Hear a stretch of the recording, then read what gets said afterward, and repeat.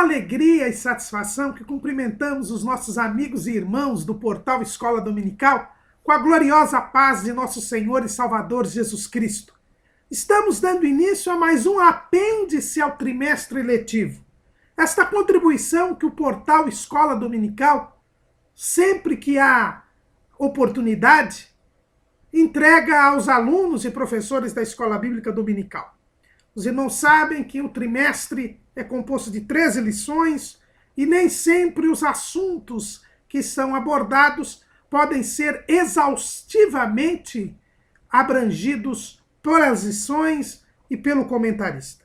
Então, sempre que há a oportunidade, nós, de modo algum, querendo complementar ou dizer que o trabalho da Casa Publicadora das Assembleias de Deus é falho, longe disso, mas a título de complemento, para que haja um melhor estudo, não só na própria escola dominical, mas em outras reuniões de ensino da igreja, nós também aproveitamos o ensejo, sempre que é possível, complementar o tema tratado pelo trimestre através de apêndices.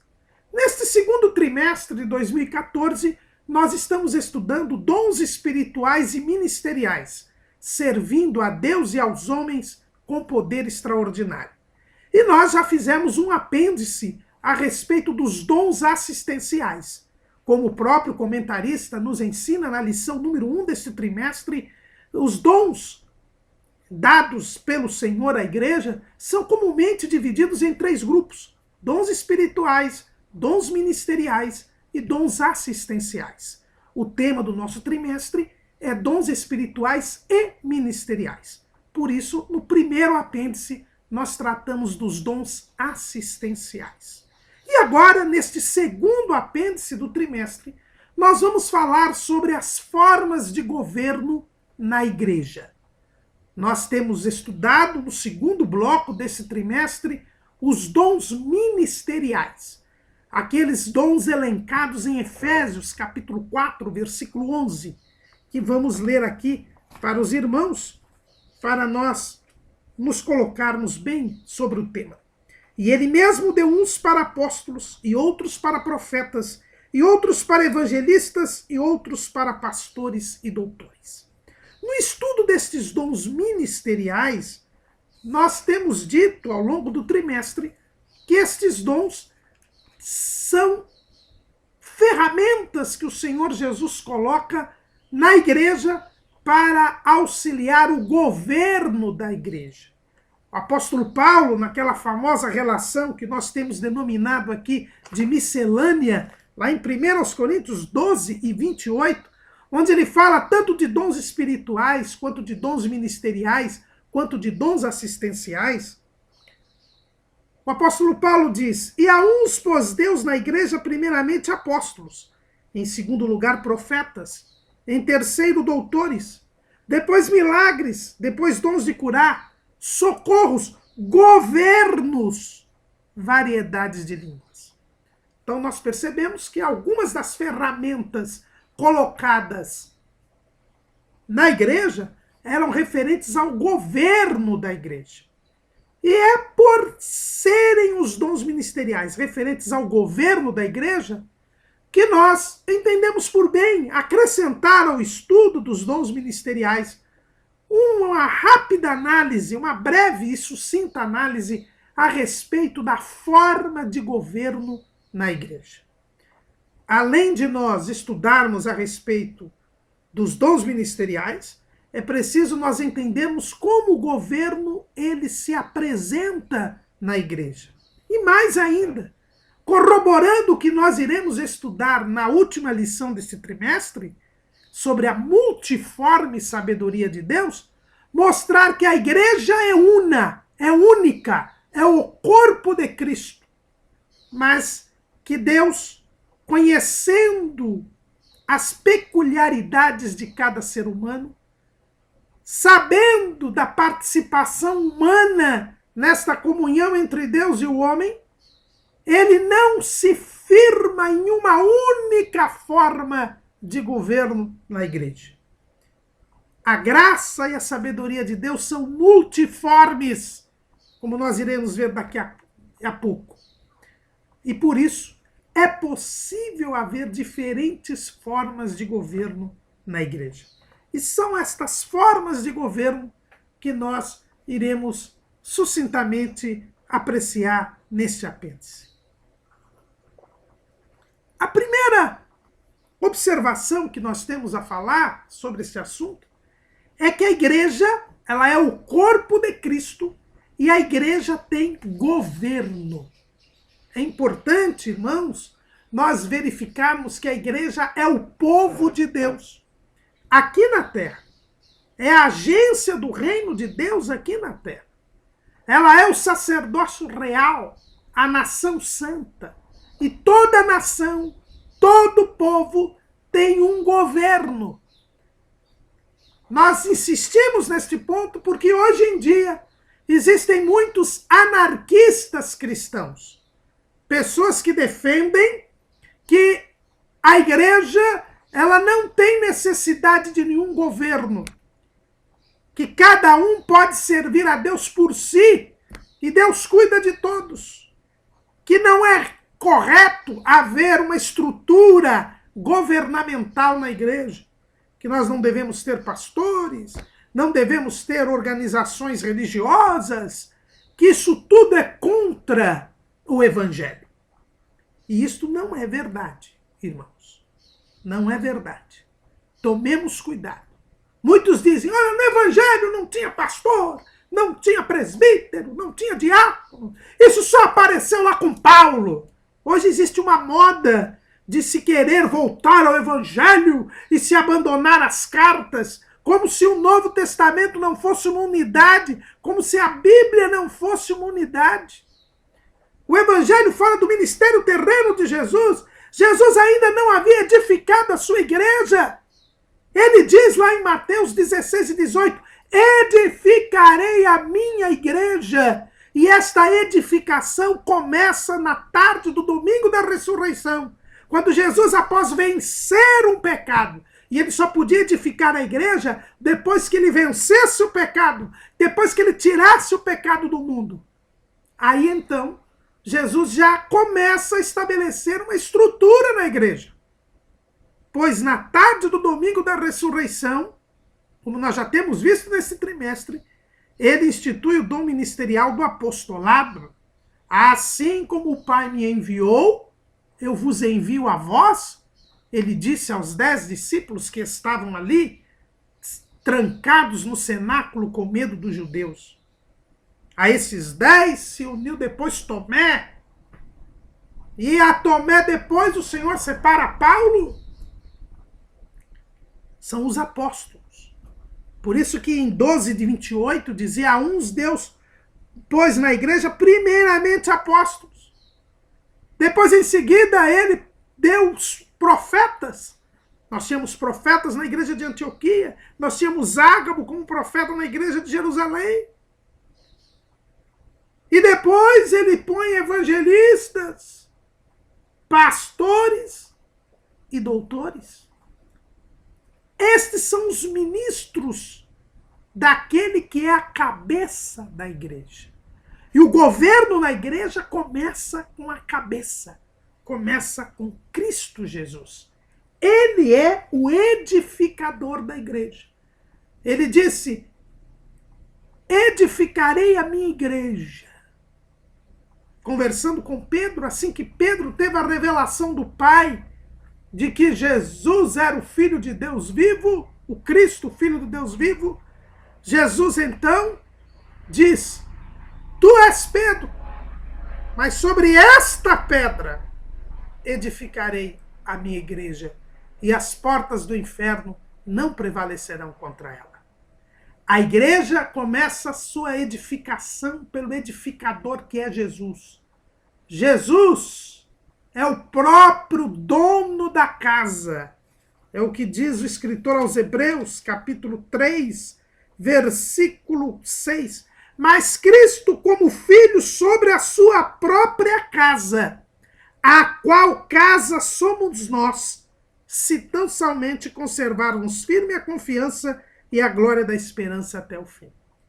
Então a casa de Deus, que é a igreja, ela é edificada sobre a principal pedra da esquina, como diz Pedro, sobre o fundamento, como diz Paulo, que é Cristo Jesus.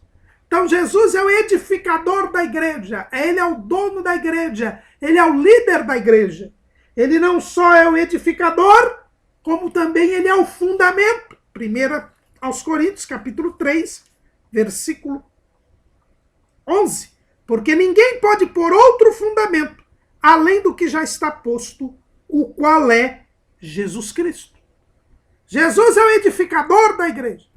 Jesus é o fundamento da igreja. Pedro, ele confirma isso, para mostrar, portanto, que não é sobre Pedro que se constrói a igreja, mas é sobre Jesus.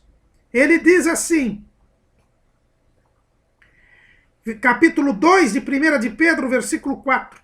E chegando-vos para ele, pedra viva, reprovada na verdade pelos homens, mas para com Deus eleita e preciosa. Vós também, como pedras vivas, sois edificados casa espiritual e sacerdócio santo, para oferecer sacrifícios espirituais agradáveis a Deus por Jesus Cristo. Pelo que também na Escritura se contém, eis que põe em Sião a pedra principal da esquina, eleita e preciosa, e quem nela crê não será confundido. Então Jesus é a pedra principal, é a pedra fundamental da igreja. Ele é o dono da casa, é o edificador da casa, mas ele também é o fundamento, é a principal pedra da esquina. E ele é a cabeça da igreja. Efésios, capítulo 1, versículo 22, diz, e sujeitou todas as coisas a seus pés, e sobre todas as coisas o constituiu como cabeça da igreja, que é o seu corpo, a plenitude daquele que cumpre tudo em todos. Em Efésios 5 e 23, Paulo repete esse estudo, porque o marido é a cabeça da mulher, como também Cristo é a cabeça da igreja, sendo ele próprio o salvador do corpo. Então a liderança da igreja, a cabeça da igreja é Cristo Jesus. Ele quem edifica a igreja. Ele é o dono da igreja. Ele é a cabeça da igreja. E ele é o fundamento da igreja. É por isso que nós vimos que de Jesus saem todos os dons. Jesus tem todos os dons ministeriais. Jesus foi apóstolo e é apóstolo. Jesus é profeta. Jesus é evangelista. Jesus é pastor. Jesus é mestre. É dele quem provém os dons ministeriais. Vencendo o pecado, levando cativo o cativeiro, ele deu dons aos homens. Esses dons são ministeriais, porque ele é a cabeça da igreja. Aqueles que ele constitui na igreja, para o governo da igreja, eles são auxiliares, são ministros de Cristo Jesus.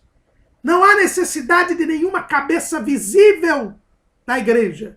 A cabeça é Cristo. Agora, a igreja tem governo, porque ele é um povo que está na terra. Precisa ser governado por ministros, servos do líder, que é Cristo Jesus. Nós somos servidores. Os ministros são servidores de Jesus. Porque esta é a lei do povo de Deus. Lá em Marcos, capítulo 10, versículo 34, assim está escrito.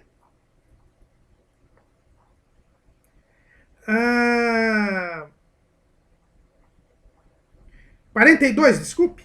Mas Jesus, chamando-os a si, disse-lhes, sabeis que os que julgam ser príncipes das gentes, delas se assenhoreiam, e os seus grandes usam de autoridade sobre elas. Mas entre vós não será assim. Antes, qualquer que entre vós quiser ser grande, será vosso serviçal. E qualquer que dentre vós quiser ser o primeiro, será servo de todos. Porque o Filho do Homem também não veio para ser servido, mas para servir e dar a sua vida em resgate de muitos.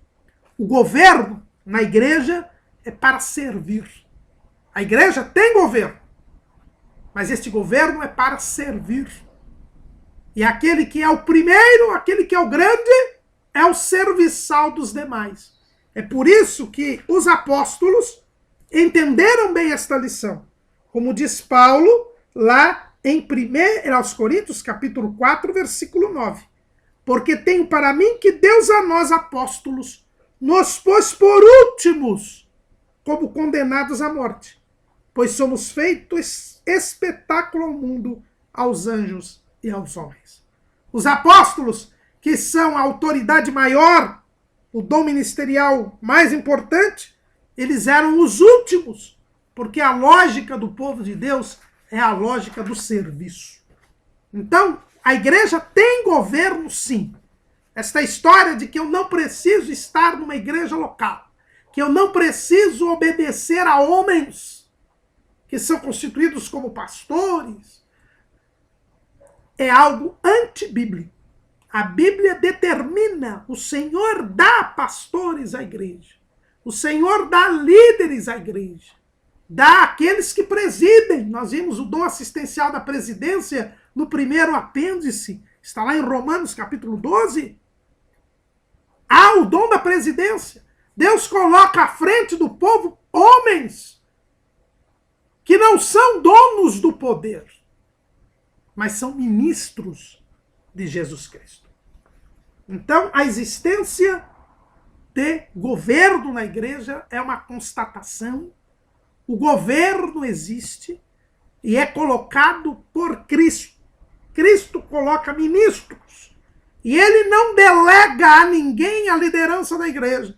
Eu não preciso de um vigário de Cristo, alguém que substitua Jesus. Não, porque Jesus está vivo e cuida da sua igreja. E coloca ministros para servi-lo e servir aos homens. Todo governo tem um governante e uma administração. Nós vimos isso no trimestre passado, quando estudamos a respeito de Israel. Israel era o povo de Deus, o reino sacerdotal. Deus era o rei de Israel. Pelo menos até Saul, Deus reinou sobre Israel. Mas havia uma administração. O governante não faz tudo sozinho. Deus até poderia fazer tudo sozinho, ele é onipotente, mas ele quer a participação, faz parte da comunhão dele com o seu povo, a participação no governo. Então existe uma administração. A cabeça é Jesus, mas Jesus constitui administradores na igreja, seus mordomos, seus ministros. E aí nós temos o que o saudoso pastor Severino Pedro da Silva fala que são as 7 colunas da casa da sabedoria. Lá em Provérbios, no capítulo 9, Salomão diz assim: a sabedoria já edificou a sua casa, já lavrou as suas 7 colunas. A casa somos nós, diz o escritor aos Hebreus. A sabedoria, nós sabemos que é Cristo Jesus, o dono da casa. E ele, ao edificar a sua casa, ele lavrou 7 colunas, que são os 5 dons ministeriais: apóstolo,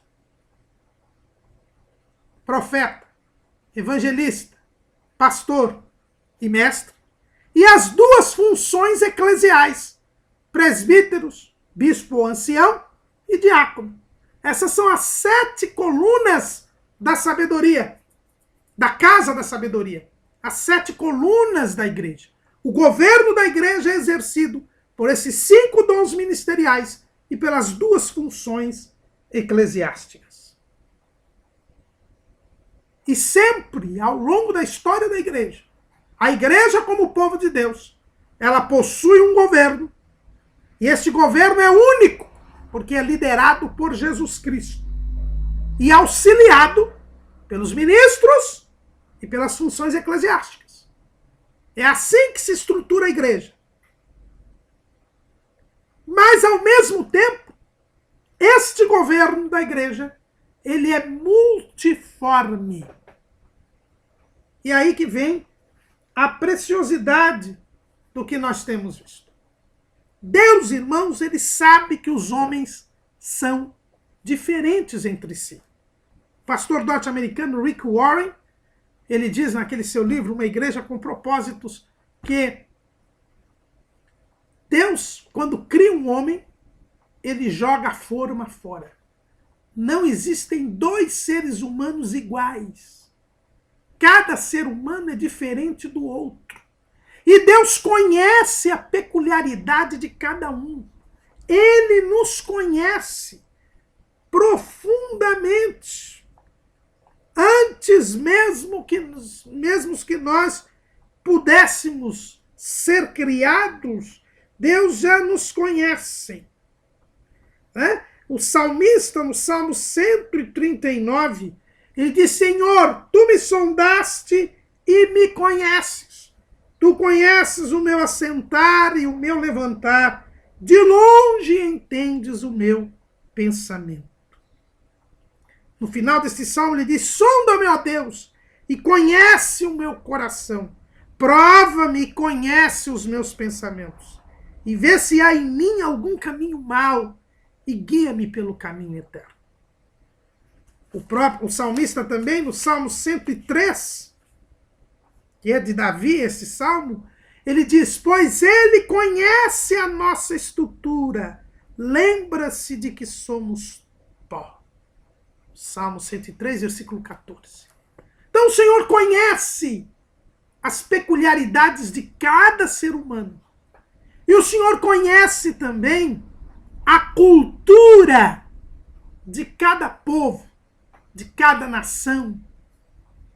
A cultura, e o que é a cultura, irmão Caramuru?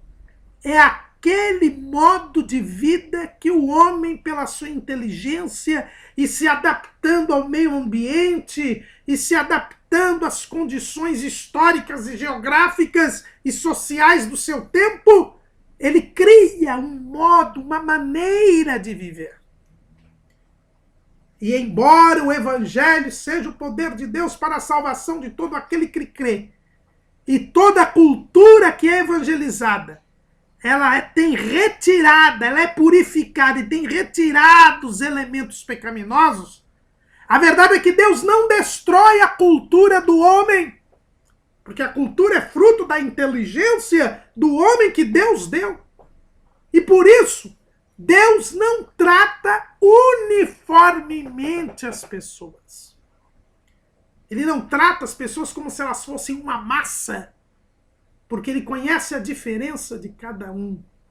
E é por isso que Deus, ele na essência do governo da igreja, ele permite várias formas desta igreja se manifestar nas sociedades humanas ao longo do tempo, ao longo dos anos, ao longo dos séculos.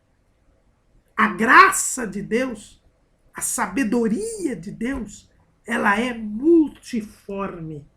Quando nós abrimos lá na carta aos Efésios, capítulo 3, versículo 10, Paulo nos diz exatamente isso. Para que agora, pela igreja, a multiforme sabedoria de Deus seja conhecida dos principados e potestades nos céus, segundo o eterno propósito que fez em Cristo Jesus, nosso Senhor. Então a sabedoria de Deus se revela pela igreja. Esta única igreja, que é o corpo de Cristo, que tem um só Senhor, que tem um governo, Cristo, e os ministros e as funções eclesiásticas. Mas este Cristo, que é a cabeça, esses ministros e essas funções eclesiásticas, elas se revelam multiformemente, através de muitas formas, de muitas maneiras. É assim que Deus sempre agiu. Lá em Hebreus, capítulo 11, capítulo 1, versículo 1, a Bíblia nos diz assim: havendo Deus antigamente falado muitas vezes e de muitas maneiras aos pais pelos profetas, a nós falou-nos nestes últimos dias pelo Filho. Irmãos, Deus não se prende a formas. Ele não se prende a maneiras. A multiformidade da sabedoria de Deus permite que o amor de Deus seja conhecido e manifestado a todos os homens, independentemente das culturas humanas, das diferentes maneiras de viver. É a mesma sabedoria divina, mas ela é multiforme. Mas Pedro, lá em 1 de Pedro, capítulo 4, versículo 10, nos revela algo ainda sobre este assunto. Cada um administre aos outros o dom como recebeu, como bons despenseiros da multiforme graça de Deus. A graça de Deus que se manifesta nos dons, ela é multiforme. Ela assume muitas formas. E nós vemos pela variedade de dons, pela diversidade de dons. A graça de Deus, ela também é multiforme. Isto nos mostra claramente, irmãos, que não existe uma única forma de manifestação de Deus. Não existe uma única forma de governo na igreja. Ao longo da história da igreja, nós temos 3 formas de governo. E algumas pessoas discutem a respeito disso. Mas a igreja não é una? É. A igreja não tem um único fundamento? Tem, que é Cristo Jesus. Aliás, a graça de Deus se há manifestado em Cristo. Diz o apóstolo Paulo, escrevendo ali a Tito, capítulo 2, versículo 11, porque a graça de Deus se há manifestado trazendo salvação a todos os homens. A graça veio por Jesus, diz o apóstolo João, que está lá em João, capítulo 1, versículo, no Evangelho. Porque a lei foi dada por Moisés, a graça e a verdade vieram por Jesus Cristo. João 1:17. Agora, esta graça de Deus é multiforme. Ela se manifesta em Cristo, mas de várias formas. A forma, Deus, conhecendo a estrutura do homem, ela varia. Porque a forma não pode atrapalhar a essência. E a essência do povo de Deus, do governo de Cristo, sobre a igreja, se adapta às diferentes formas e maneiras de viver dos homens. A essência é a mesma. Se eu tenho este copo, eu tenho água aqui dentro. Eu tenho um copo de água. Se eu colocar esta água numa jarra, a água continuará a ser água. Mas a forma mudará. Não será mais um copo, será uma jarra. Se eu colocar num prato, esta água não mudará, mas estará em forma de prato. A forma de governo, ela é diferente na igreja. Existe mais de uma forma, porque é uma adaptação à cultura humana. Adaptação que não muda a essência, que é a de uma casa, que tem o seu dono, que é Cristo, e que tem 7 colunas, os ministros e as funções eclesiásticas. E é interessante, irmãos, nós vemos que o filósofo grego Aristóteles, um dos grandes filósofos da humanidade, quando ele estudou sobre as formas de governo das sociedades em geral, ele chegou à conclusão que havia 3 formas de governo em todas as sociedades do seu tempo. Todos os governos se resumiam a 3 formas de governo. A monarquia, em que o governante era um. A aristocracia, em que o governante era de um grupo. E a politeia, onde o governante era o próprio povo. que depois chamou-se a Politeia de democracia. Então, Aristóteles, estudando a humanidade, ele percebeu que os homens se organizavam politicamente de três maneiras.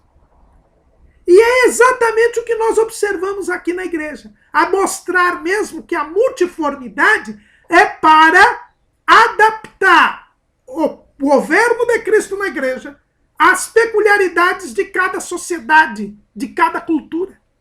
Aristóteles já tinha identificado três formas dos homens se organizarem politicamente: a monarquia, a aristocracia e a politeia. E na igreja, nós também temos três formas de governo. Ao longo da história da igreja, surgiram três formas de governo: a forma episcopal, que corresponde à monarquia; a forma presbiterial, que corresponde à aristocracia; e a forma congregacional, que corresponde à politeia. Então nós vemos que estas três formas que surgem ao longo da história da igreja, elas revelam como a palavra de Deus é a verdade. Deus, sabendo da própria estrutura da figura humana, do ser humano, e que eles se organizavam em três maneiras politicamente, também permitiu que a sua igreja, ao longo da história, tivesse essas três formas de governo. Vamos, então, sucintamente, ter cada uma destas formas de governo. E, ao término, fazer uma reflexão a respeito do governo na nossa denominação, as Assembleias de Deus, aqui no Brasil. A primeira forma de governo é a forma episcopal.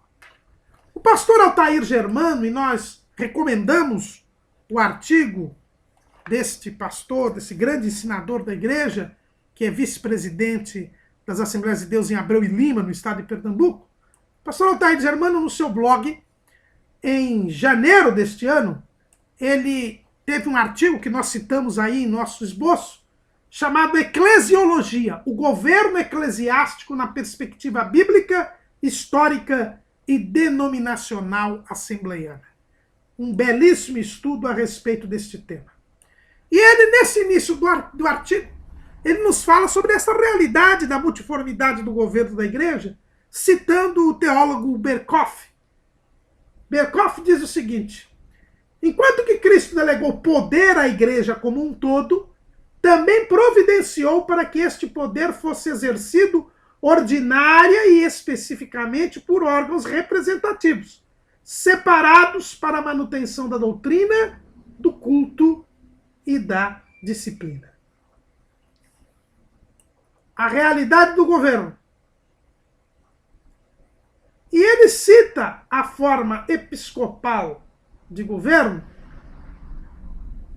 como sendo o governo centralizado num líder acima de todos os demais líderes ou oficiais, tendo por base a ideia da sucessão apostólica.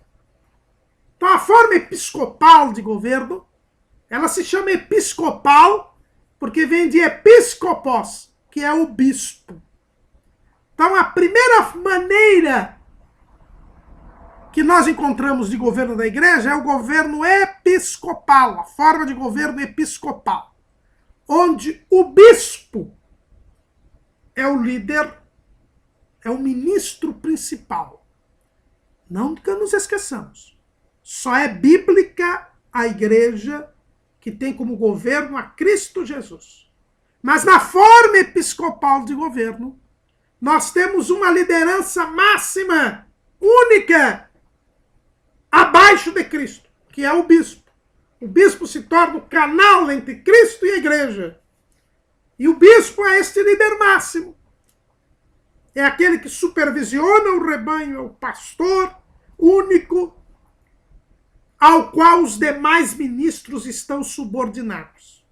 Então eu tenho um bispo, e abaixo desse bispo nós temos os presbíteros, os diáconos, ou outra qualquer título, que o que menos importa aqui é o título, as funções eclesiásticas. Então este bispo, ele centraliza as suas ações. cada igreja local deve ter um bispo, que é o líder máximo ali.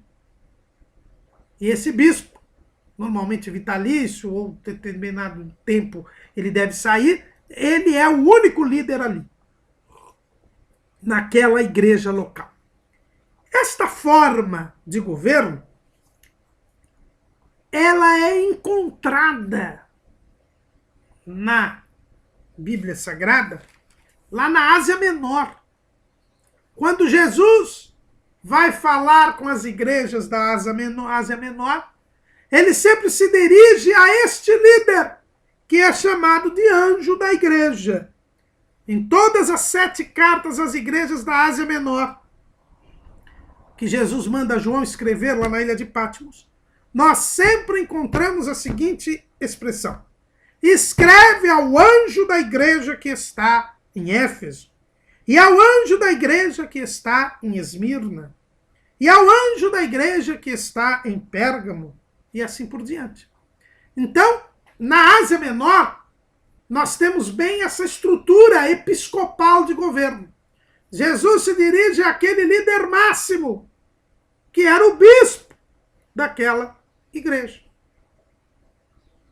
Esta ideia de um bispo acima de todos os outros é demonstrada também claramente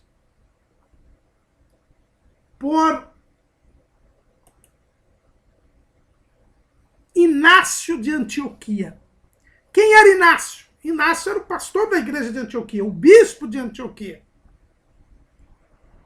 que foi martirizado na perseguição, na terceira grande perseguição contra a igreja, a primeira perseguição depois dos apóstolos, né? Porque a primeira perseguição foi a perseguição de Nero, a segunda foi a perseguição de Domiciano, essa terceira perseguição foi a perseguição de Trajano.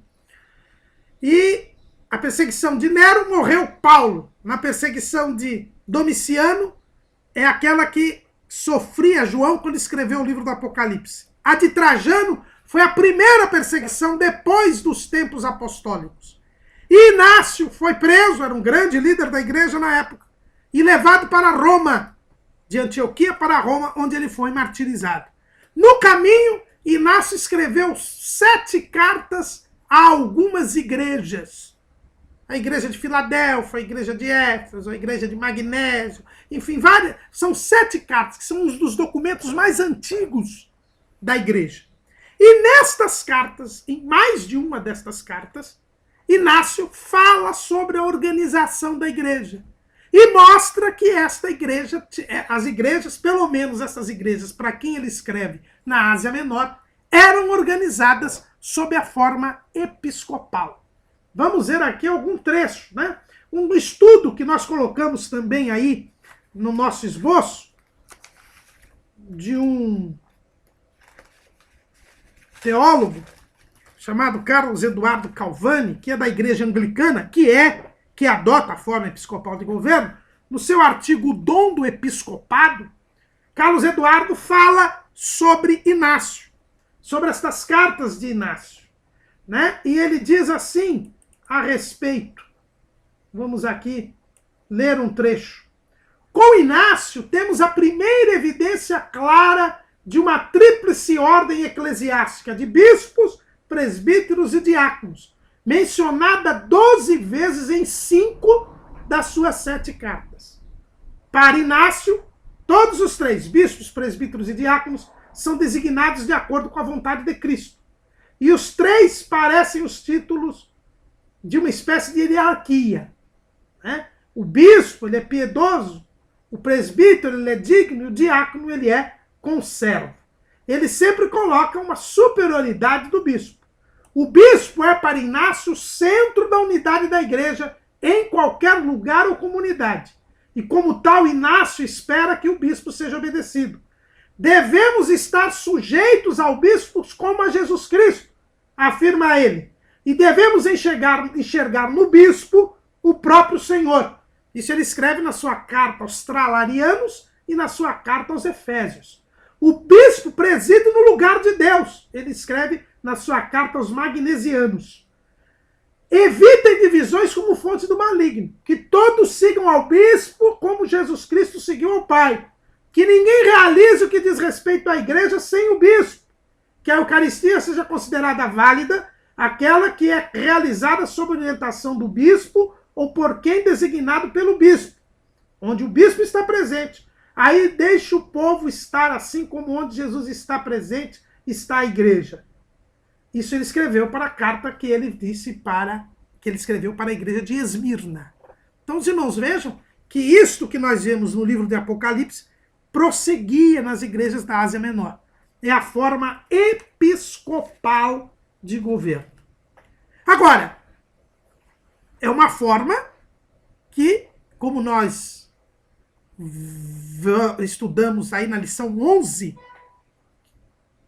deste trimestre, essa supremacia do bispo em relação a presbíteros e diáconos foi algo que foi surgindo ao longo da vivência da história. Biblicamente, não há diferença entre presbítero e bispo. Nós vemos isso claramente em Atos capítulo 20. Versículo 17. E de Mileto mandou a Éfeso a chamar os anciãos da igreja, quer dizer, os presbíteros da igreja. E no versículo 28, Paulo diz assim: olhai, pois, por vós e por todo o rebanho que o Espírito Santo vos constituiu bispos, para apacentardes a igreja de Deus, que ele resgatou com seu próprio sangue. Então, presbítero e bispo é algo que não tinha diferença. Mas aos poucos, e não se sabe por quê, se criou a ideia de um principal, o bispo, que centraliza todo o governo. É por isso que eu disse que há uma correspondência com a forma monárquica da divisão de Aristóteles. Por quê? Porque o governo está centralizado em uma pessoa, que é o bispo. Esse sistema, adotado na Ásia Menor, pelo menos, já no final dos tempos apostólicos, fez com que surgisse a ideia de que os bispos são os sucessores dos apóstolos. A famosa ideia da sucessão apostólica, que foi usada pela Igreja Romana para justificar o papado. Segundo a Igreja Romana, a única forma possível de organização da Igreja, de governo da Igreja, é a forma episcopal. Por quê? Porque os apóstolos foram sucedidos pelos bispos. E entre os apóstolos havia um que era o primeiro, que era Pedro. E, portanto, o sucessor de Pedro, que é o Papa, dirige a Igreja auxiliado pelos bispos. E na Igreja Romana, o Papa é quem nomeia os bispos. E os bispos são submetidos a ele. E toda a igreja local tem um bispo, que só deve satisfação ao Papa. Esse é o sistema episcopal romano. É a ideia da sucessão apostólica. O professor Judson Canto, que nós postamos sempre seus comentários das lições nos links nas redes sociais, ele que já é um editor independente, revisor e tradutor, que teve passagem pela CPAD e na Editora Vida, o professor Judson Canto também colocou um artigo que nós colocamos aí no nosso esboço, para dizer que a sucessão apostólica não surgiu para confirmar o papado. É um artigo do seu blog do dia 3 de abril deste ano. Na verdade, o que é a sucessão apostólica? E o professor Judson Canto explica muito bem isso. Por causa das heresias que começaram a surgir na igreja, os bispos começaram a mostrar que eles tinham sido colocados legitimamente nas igrejas. Que eles eram sucessores de bispos que, por sua vez, tinham sido colocados pelos apóstolos para cuidar das igrejas. Essa sucessão apostólica, estas listas que surgiram para provar que aquele bispo era uma autoridade legítima e que não tinha vinculação com os hereges, não era para mostrar que todos vinham de Pedro. Nada disso. É para mostrar a legitimidade. Então essa ideia de sucessão apostólica foi surgida para mostrar que os bispos daquele tempo, eles eram legitimamente sucessores daqueles que haviam sido colocados nas igrejas que foram abertas pelos apóstolos. Não é para provar qualquer papado.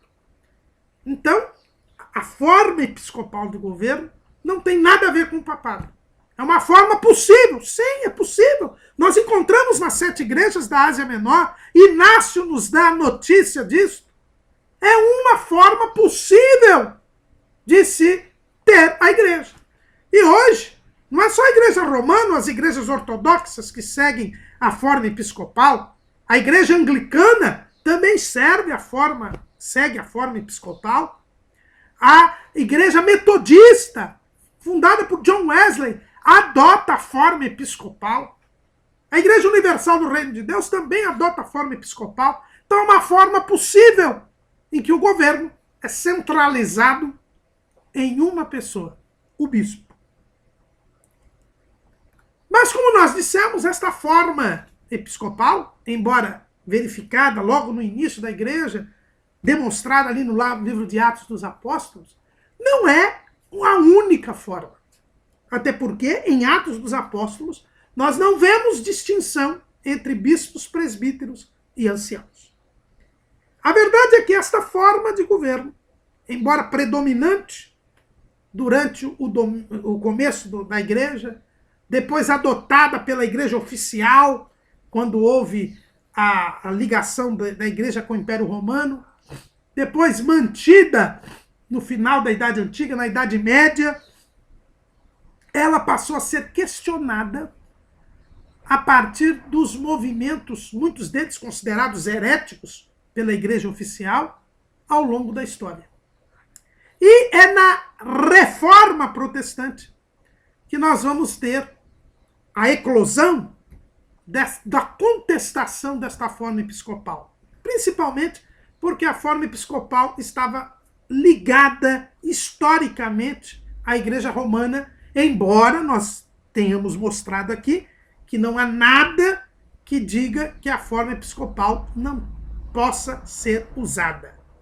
Ela foi distorcido o seu uso com a ideia da sucessão apostólica para justificar o papado, mas o próprio professor Judson Canto mostra que a forma episcopal não tem nada a ver com a sucessão apostólica. O papado não tem nada a ver com a sucessão apostólica. Mas, com os movimentos precursores da Reforma e depois com a Reforma, estas formas foram contestadas e foram adotadas outras formas, até para provar o que a Bíblia diz da multiformidade da graça e da sabedoria de Deus. Uma das formas adotada por João Calvino e pelos presbiterianos, eles são chamados de presbiterianos por causa disso, é a forma presbiterial de governo. Constatando-se que no livro de Atos dos Apóstolos não havia divisão, não havia diferença entre bispos, presbíteros e anciãos, se entendeu que a melhor forma bíblica, a forma original, seria a adoção do sistema presbiterial. Esse sistema presbiterial tem sua base em Atos 14 e 23. Que nos diz assim: e havendo-lhes por comum consentimento eleito anciãos em cada igreja, orando com jejuns, os encomendaram ao Senhor em quem haviam crido. E lá em Tito 1 e 5, Paulo diz o seguinte para o seu cooperador: por esta causa te deixei em Creta, para que pusesses em boa ordem as coisas que ainda restam, e de cidade em cidade estabelecesses presbíteros, como já te mandei. Então aqui nós vemos que, como não havia diferença entre bispo e presbítero e ancião, como foi que Paulo e Barnabé organizaram as igrejas que eles haviam fundado na sua primeira viagem missionária? Como foi que Paulo mandou Tito organizar as igrejas em Creta? Através da indicação de presbíteros, que não era um único presbítero, líder máximo, mas um corpo de pessoas que constituía o chamado presbitério, que era o conjunto dos presbíteros. E aí nós temos a forma presbiterial de governo. Não é um que governa, mas é um grupo. E aí nós lembramos da aristocracia mencionada por Aristóteles. A aristocracia, ela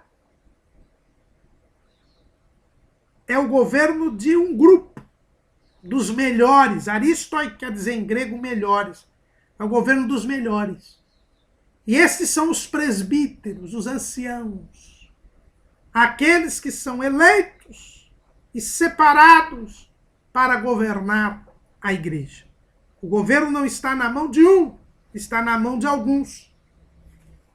Os calvinistas, os presbiterianos, ainda demonstram que este era o governo na igreja apostólica, do tempo dos apóstolos, citando 1 Timóteo, capítulo 5, versículo 19, em que Paulo diz assim, os presbíteros, versículo 17, os presbíteros que governam bem sejam estimados por dignos de duplicada honra, principalmente os que trabalham na palavra e na doutrina. Então, o governo era feito, dizem estes, pelo presbitério. Eram os presbíteros que governavam, em grupo. E lá no capítulo 4 dessa mesma primeira carta a Timóteo, versículo 14, diz assim, não desprezes o dom que há em ti, o qual te foi dado por profecia, com a imposição das mãos do presbitério. Então, a base bíblica para esta forma presbiterial se encontrariam nestas cartas de Paulo e no livro de Atos dos Apóstolos. Mas nós já vimos que a forma episcopal se defende dizendo que está baseada em Apocalipse. Então, todas elas têm base bíblica, porque a forma, irmão, como eu disse, existe uma multiformidade. Esta forma presbiterial de governo, mostrada aqui, o presbitério estava governando a igreja, segundo esses textos, mas nada na Bíblia nos mostra que o presbitério estivesse acima do pastor, acima da congregação. É algo que não se extrai diretamente. E na forma presbiterial de governo, quem governa é o presbitério. O presbitério pode até destituir o pastor da igreja. É ele quem governa. É estes presbíteros eleitos, considerados os melhores, que preenchem aqueles requisitos para exercer o presbitério. A forma presbiterial de governo foi a adotada na Assembleia de Westminster.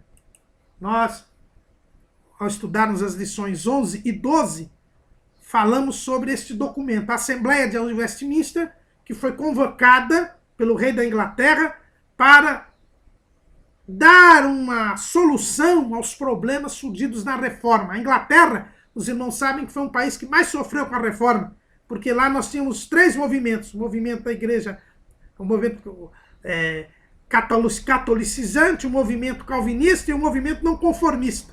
Então ali a reforma criou uma série de problemas e foi convocada esta Assembleia em Westminster, uma espécie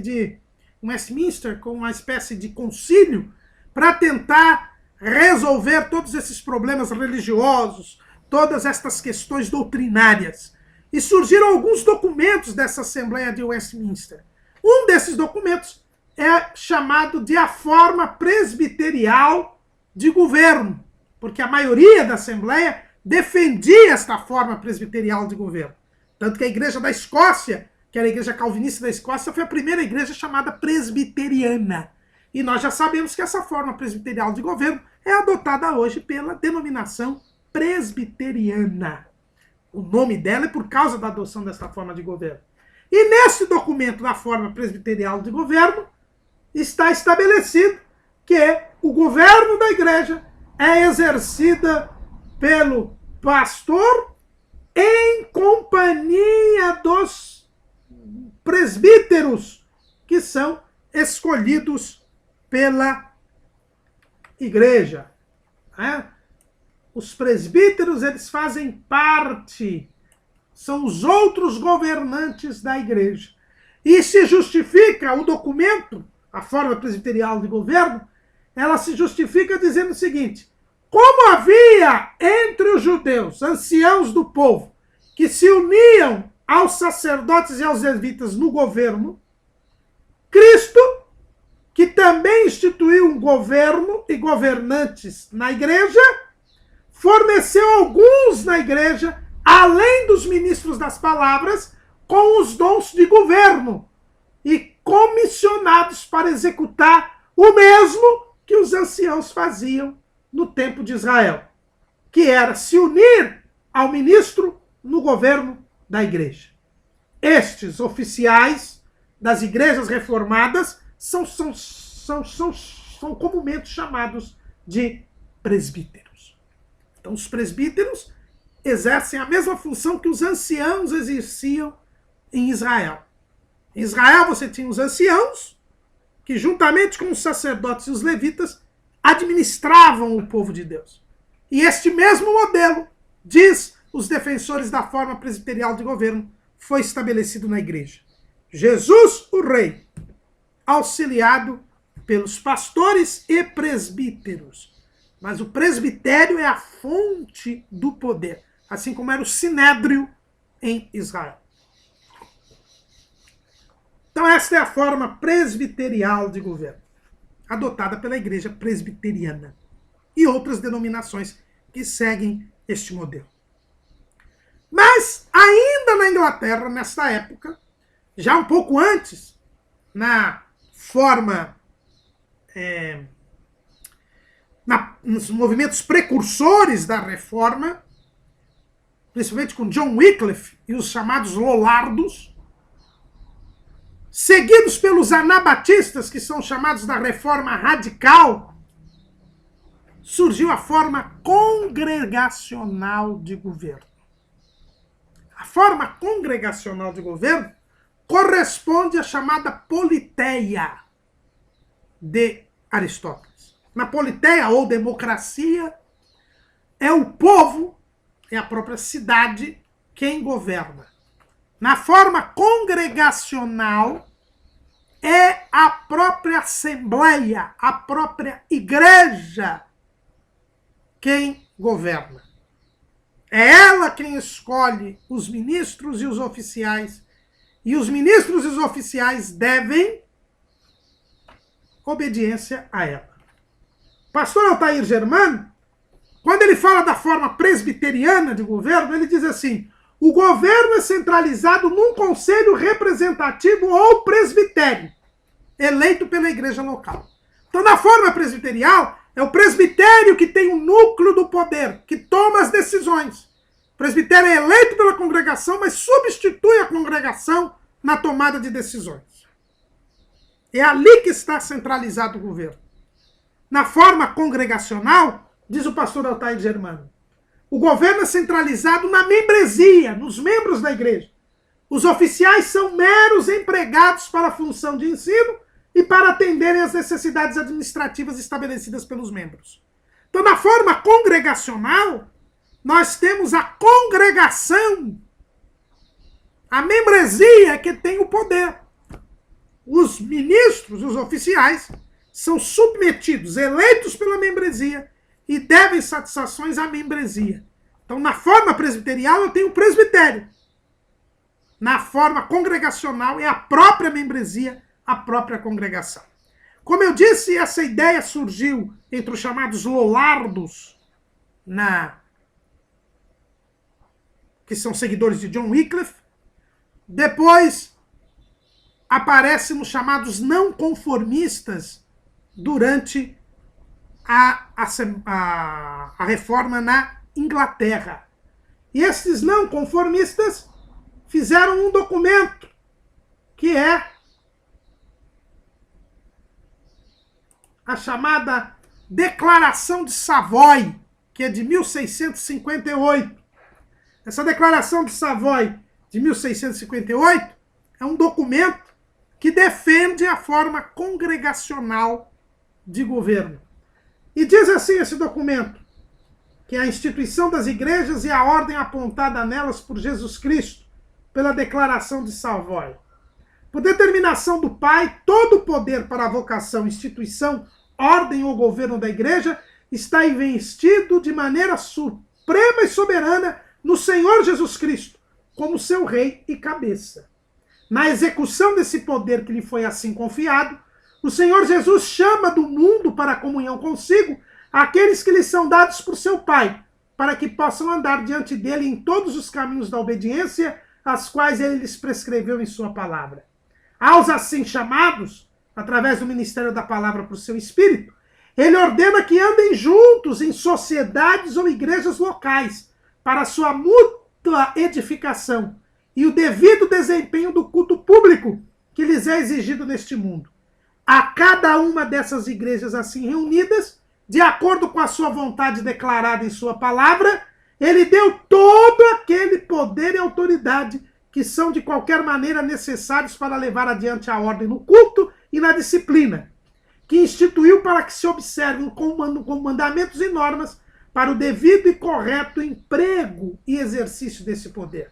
Essas igrejas locais assim estabelecidas pela autoridade de Cristo e dotadas de poder por ele para os fins anteriormente expressos, são cada uma delas, no que concerne a esses fins, a sede desse poder que lhe agrada comunicar a seus santos ou súditos neste mundo, de modo que eles o recebem diretamente dele. Além dessas igrejas locais, não foi instituída por Cristo nenhuma igreja mais extensa ou católica, dotada de poder para a administração de suas ordenanças, batismo e ceia do Senhor, ou a execução de qualquer autoridade em seu nome. Então, os irmãos percebem que por essa declaração, cada igreja local está diretamente ligada a Cristo e não tem ninguém sobre elas, nem um bispo, nem um presbitério. É a própria membresia. E eles se acham baseados nos mesmos versículos que nós falamos aqui de Atos. Veja bem, em Atos 14, 23, eles dizem, olha, e havendo-lhes por comum consentimento eleitos anciãos em cada igreja. Enquanto os presbiterianos olham aqui o surgimento do presbitério, aqui os congregacionais veem a congregação escolhendo os oficiais. E, portanto, o poder estando na congregação e não no presbitério que foi escolhido. Então, os irmãos vejam que no mesmo texto nós temos duas interpretações diferentes. A forma presbiterial e a forma congregacional. A forma congregacional é utilizada nas igrejas batistas, nas igrejas congregacionais.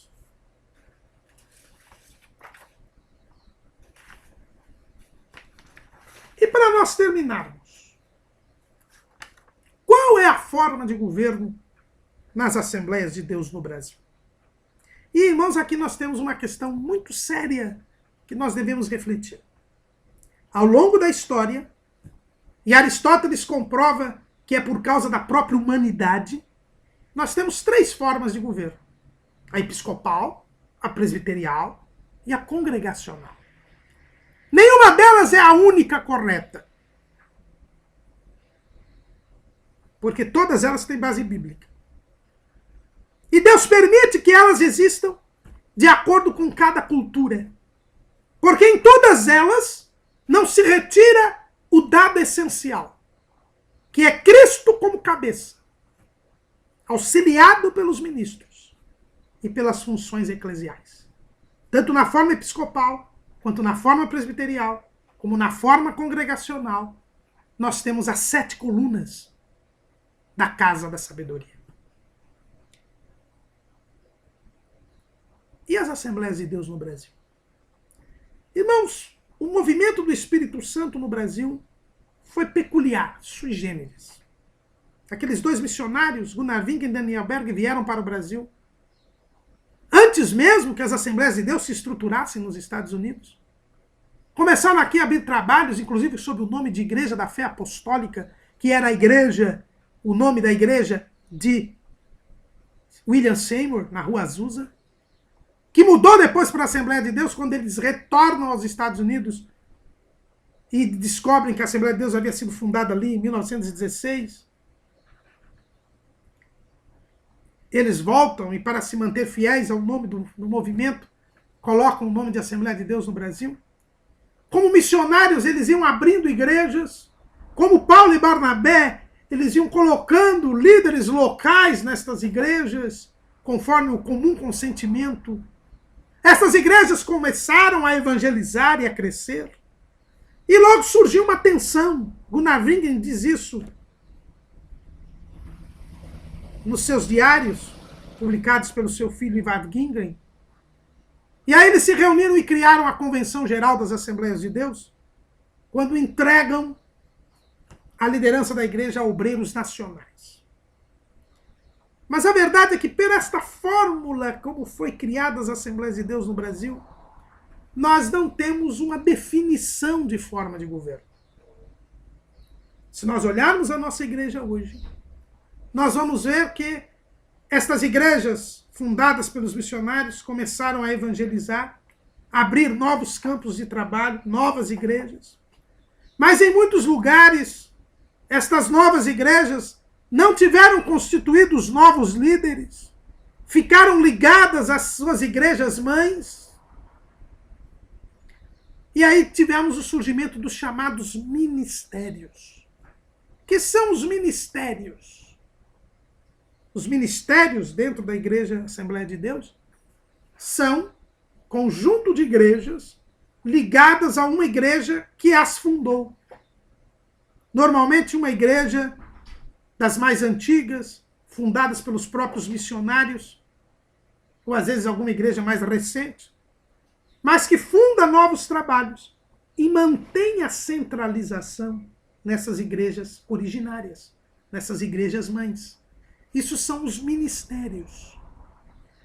E dentro dessa estrutura de ministérios, nós identificamos o quê? A forma episcopal de governo. Porque cada ministério tem o seu presidente, que é o líder máximo, que destitui os outros pastores das outras igrejas.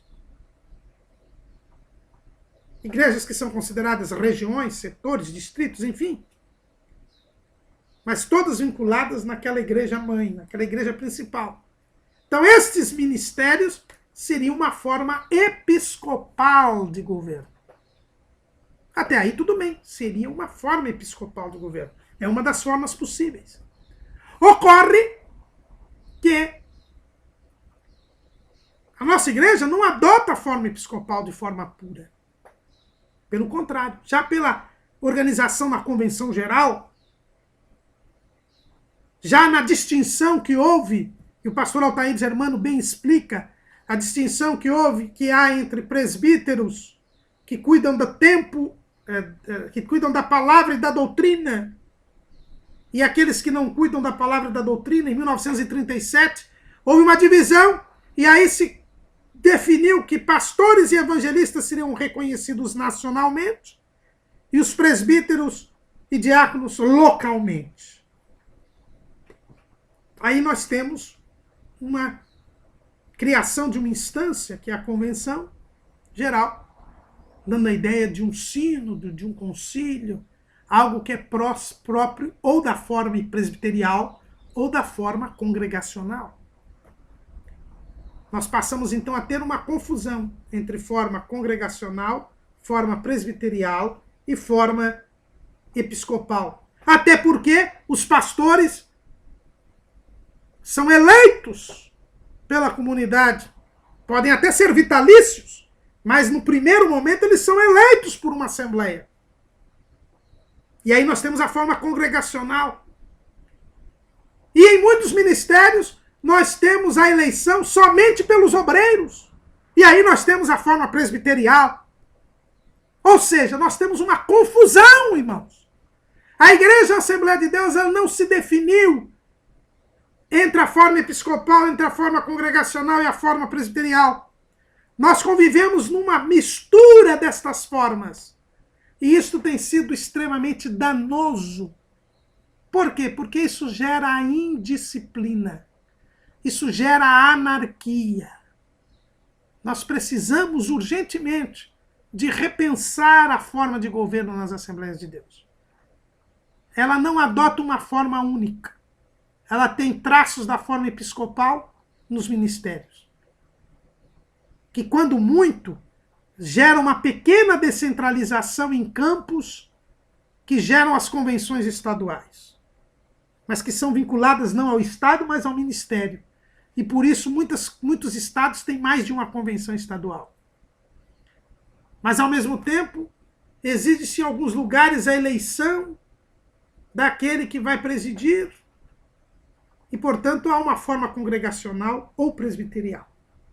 As próprias convenções acabam gerando outra instância governamental. E nós temos uma balbúrdia, uma bagunça que gera indisciplina. E é por isso que nossa denominação hoje é a que menos tem disciplina em nosso país.